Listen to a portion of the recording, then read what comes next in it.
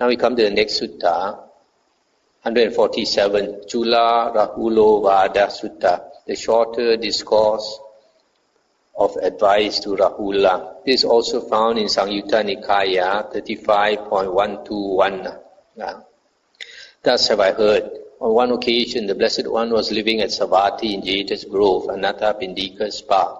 Then while the Blessed One was alone in meditation, a thought arose in his mind thus: the states that ripen in deliverance or liberation have ripened in Rahula. Suppose I were to lead him on further to the destruction of the taints.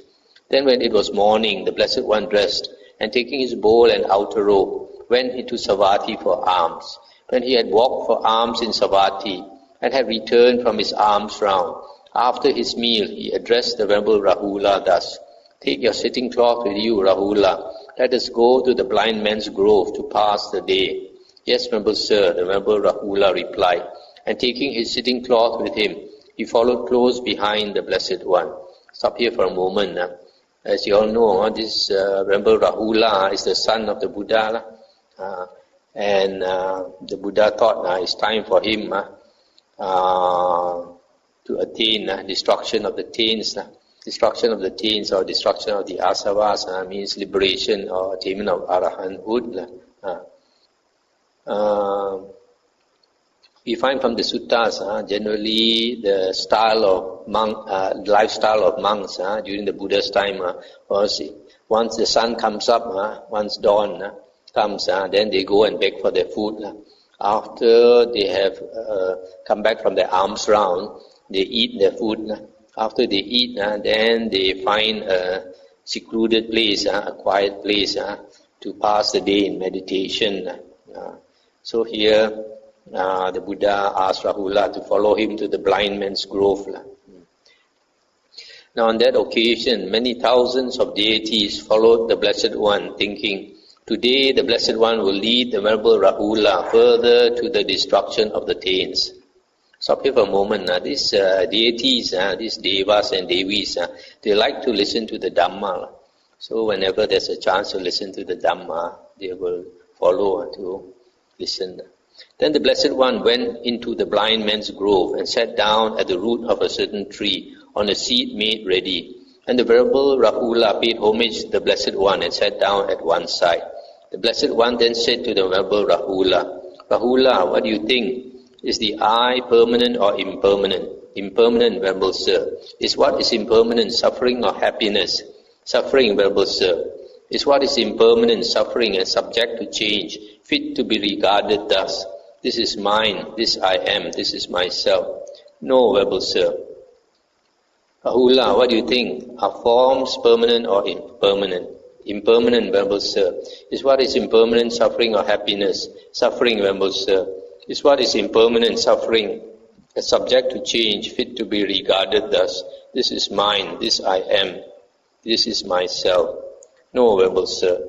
Similarly, with eye consciousness, eye contact, and then any feeling, any perception, any volition, any consciousness that arise with eye contact as condition, permanent or impermanent? Impermanent, Venerable Sir. Is what is impermanent suffering or happiness? Suffering, Venerable Sir. Is what is impermanent suffering and subject to change, fit to be regarded thus? This is mine, this I am, this is myself. No, Venerable Sir. So you see, this form of questioning is quite a standard form that the Buddha uses to make the disciple to see that all these things that we cling to, the I, and then the forms, and then the I consciousness that arises, the eye contact, the feeling, perception, volition, consciousness that arise from the eye contact. All these we cling to as I and mine, to see them as impermanent, suffering, and not fit to be regarded as I and mine. Similarly, the Buddha asked Rahula, Rahula, what do you think? Is the ear permanent or impermanent? And he says, impermanent, Venerable Sir. Is what is impermanent suffering or happiness? Suffering, Venerable Sir. Is what is impermanent suffering and subject to change, fit to be regarded thus? This is mine, this I am, this myself. No, Venerable Sir. And then Are sounds permanent or impermanent? Impermanent, Venerable Sir. Is what is impermanent suffering or happiness? Suffering, Venerable Sir. Is what is impermanent suffering and subject to change, fit to be regarded thus? This is mine, this I am, this is myself. No, Venerable Sir. Similarly, is ear consciousness permanent or impermanent? Impermanent, Venerable Sir. Similarly, the same line of questioning. And then also, is ear contact permanent or impermanent? Is feeling, perception, volition, consciousness that arise with ear contact permanent or impermanent? Then similarly, for the nose, is nose permanent or impermanent? Is sound permanent or impermanent? Is nose consciousness permanent or impermanent? Is nose contact permanent or impermanent? Feelings, perceptions, volition and consciousness that arise from nose contact permanent or impermanent, etc. And similarly, for tongue, in the same way, is tongue permanent or impermanent? Are taste permanent or impermanent? Is tongue consciousness permanent or impermanent?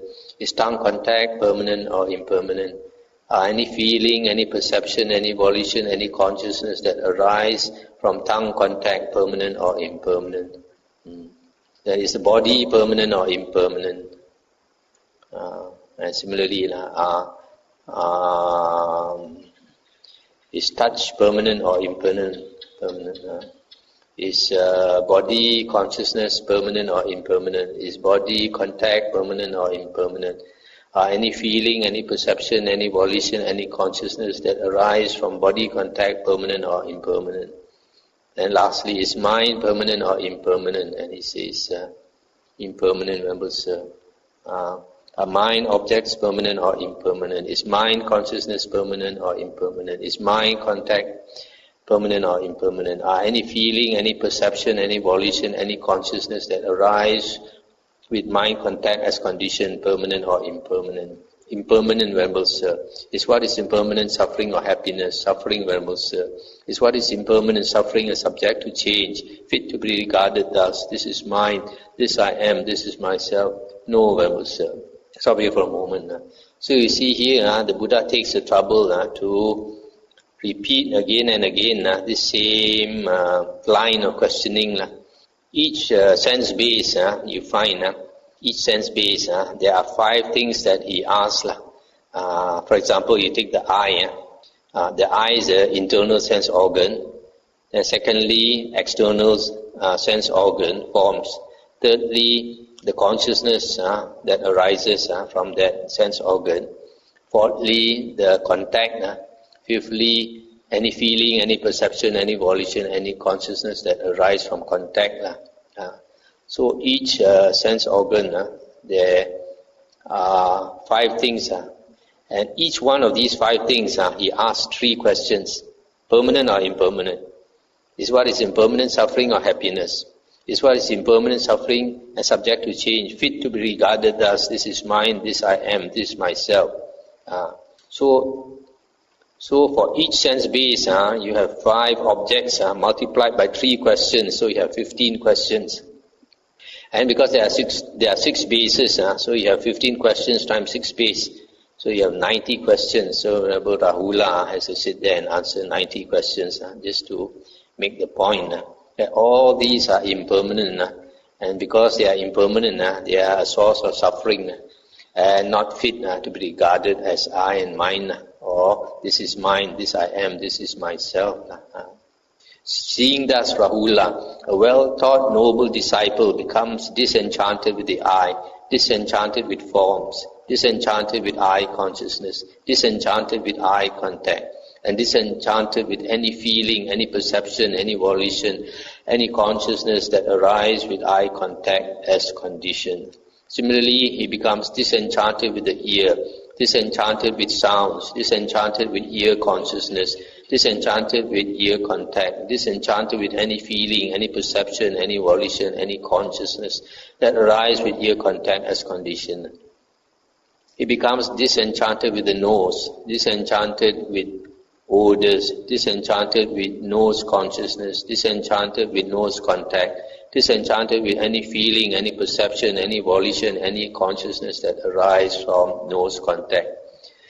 He becomes disenchanted with the tongue, disenchanted with taste, disenchanted with tongue consciousness, disenchanted with tongue contact, disenchanted with any feeling, any perception, any volition, any consciousness that arises from tongue contact. He becomes disenchanted with the body, disenchanted with tangibles or touch, disenchanted with body consciousness, disenchanted with body contact, disenchanted with any feeling, any perception, any volition, any consciousness that arises from body contact. He becomes disenchanted with the mind, disenchanted with mind objects, disenchanted with mind consciousness, disenchanted with mind contact, disenchanted with any feeling, any perception, any volition, any consciousness that arises with mind contact as condition. Being disenchanted, he becomes dispassionate. Through dispassion, his mind is liberated. When it is liberated, there comes the knowledge, it is liberated. He understands birth is destroyed, the holy life has been lived, what had to be done has been done. There's no more coming to any state of being. Stop it for a moment. So here again, the Buddha, you can see the repetition, each sense base, 5 objects, and then after that, to make him see, to make him disenchanted with all these, then he says, being disenchanted, he becomes dispassionate. This disenchanted, another word, another translation, you can use is wearied, tired of it, wearied, and then becomes dispassionate. What's another word for dispassionate? Cool, in the sense, no more passionate about these things, worldly things. And when he's cool, his mind is liberated. That is what the Blessed One said. The Venerable Rahula was satisfied and delighted in the Blessed One's words. Now, while this discourse was being spoken, through not clinging, the Venerable Rahula's mind was liberated from the taints. And in those many thousands of deities, there arose the spotless, immaculate vision of the Dhamma. All that is subject to arising is subject to cessation. That's the end of the sutta. So you see, these devas and devis, they like to listen to the Dhamma because they have a clearer mind than us. And they can understand more easily. They have a lot of blessings. They are very happy beings, being in the heavenly realm. You need that happiness within for the mind to calm down.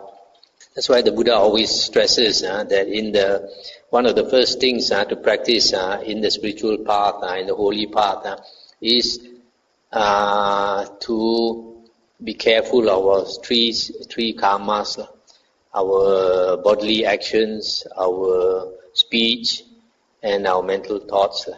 When we are very careful with this, that means we have to have a sense, this hiri ottappa, sense of shame and fear of wrongdoing.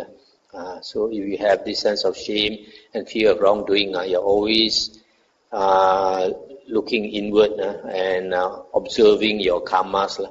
The Buddha said, before you do anything, you must consider what I'm going to do. Is it going to harm anyone? If it's going to harm anyone or annoy anyone, I should not do, or it harms myself.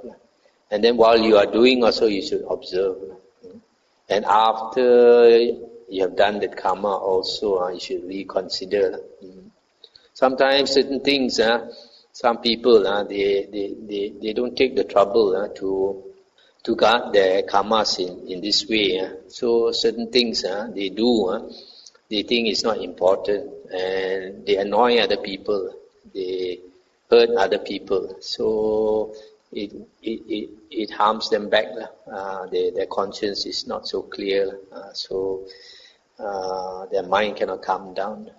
Sometimes you can see small things that, to some people it's small things, but it's not good for the doer. Just like you see some people, when our car park is empty, sometimes people who are more sensitive, they come, they dare not park in the car park, they just park the car under the tree or in the open. But those who are less sensitive, they see the car park is open, without asking anybody, they go and park the car there. That shows not sensitive. So this happened a few days ago, as all of you know. So you can see that's why some people are very likable, some people are not likable. It's a reaction. To some people, it's a small thing, but I mean, if it doesn't harm us, it's a small thing. But the person who does the careless action, it harms him. So here it says that in the many thousands of deities there arose a spotless, immaculate vision of the Dhamma. All that is subject to arising is subject to cessation. This is another way of saying they attain stream entry. So you can see quite clearly from here, stream entry is usually attained by listening to the Dhamma. They listen to the Dhamma and they attain stream entry. So this way of questioning is the I permanent or impermanent? Is what is impermanent, suffering or happiness, etc. This is quite a popular way the Buddha teaches the Dhamma. Tonight I'll stop at these two suttas because tomorrow there is a more detailed explanation of this which I find is very good. So the next sutta is very, very important. So I want to leave it for tomorrow. Probably tomorrow we can do two suttas. So here he only says because some these sense bases and sense objects, sense consciousness, contact, etc., feeling, etc., all impermanent. So they are source of suffering. And because they are source of suffering, you should not regard them as this is mine, this I am, this myself. But in the next sutta, it explains a bit more about this impermanent nature. Okay, anything to discuss?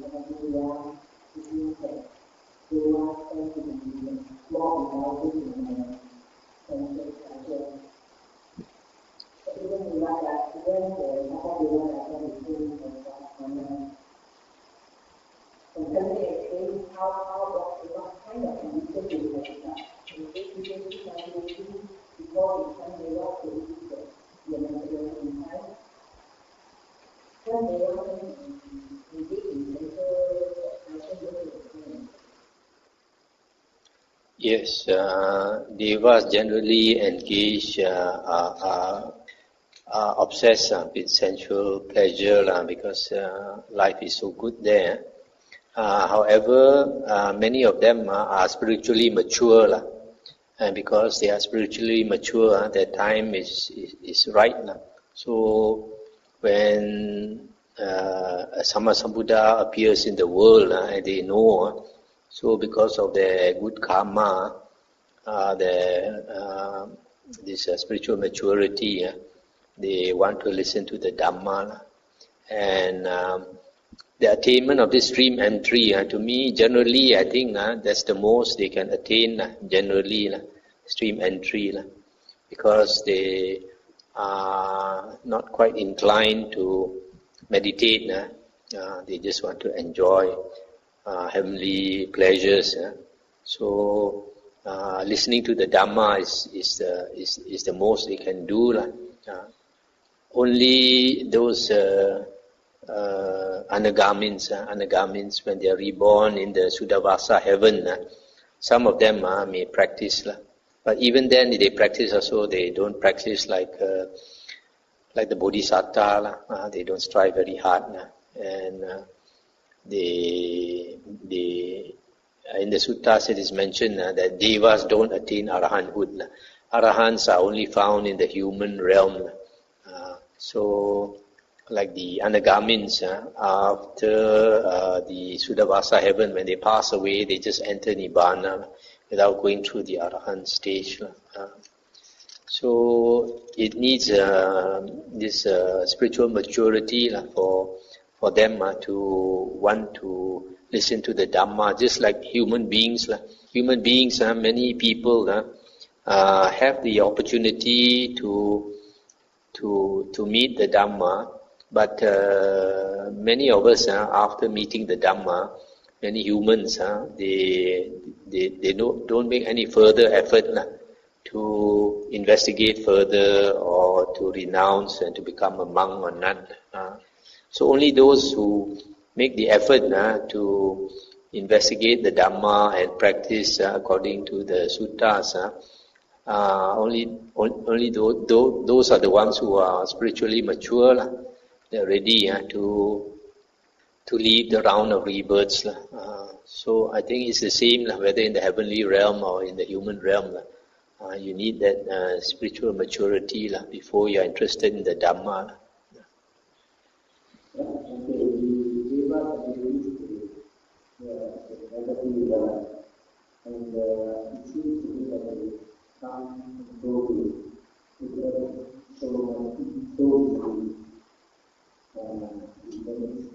Come and go what?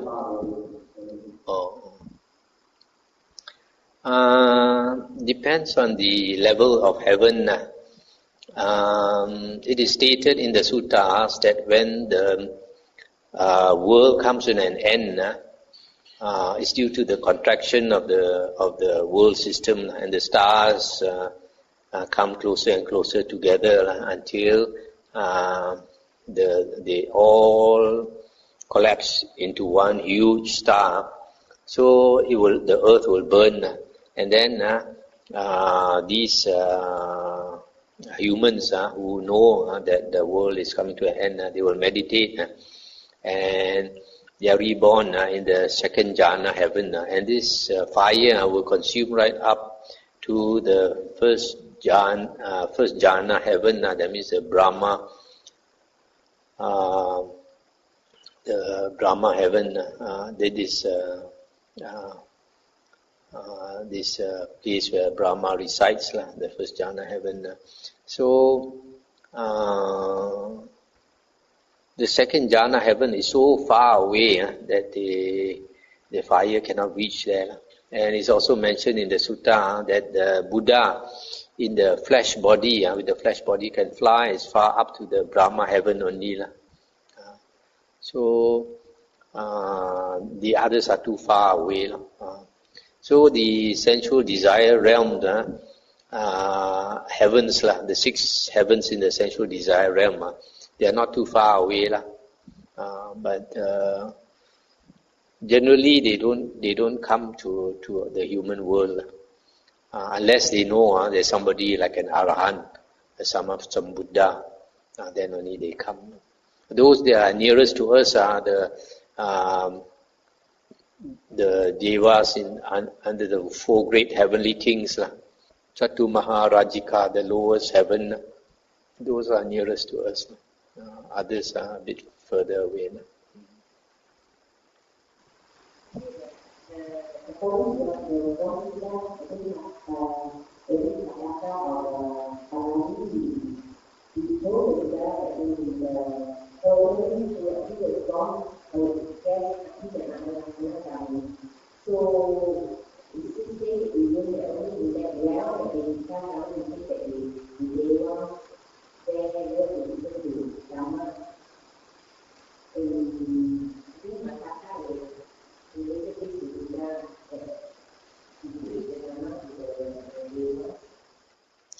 Yes, because in the Sudavasa heaven, all of them are anagamins.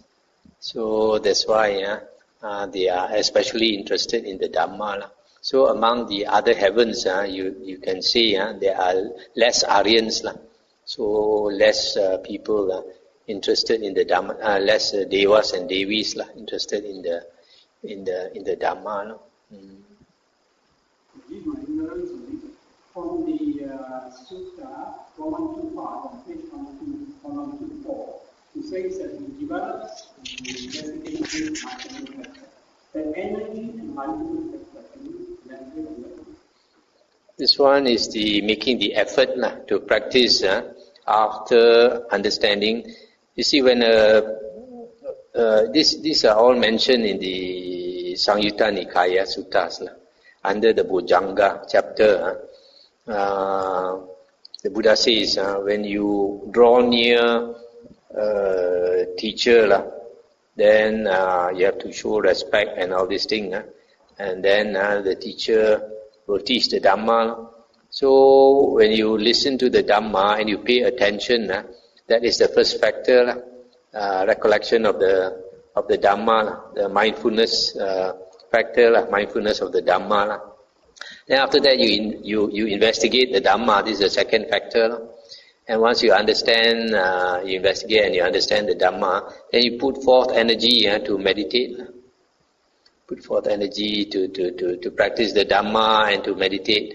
Then that will bring you the fourth factor, which is the delight, enlightenment factor. This delight you only get in the first jhana.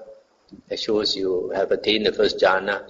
And subsequently, you get this tranquility factor, which is, you can say, the second or the third jhana. Then the concentration, enlightenment factor. In the suttas, concentration generally refers to the fourth jhana. So once you have the fourth jhana, you have equanimity, enlightenment factor. So all these 7 factors. Okay, let's end here tonight.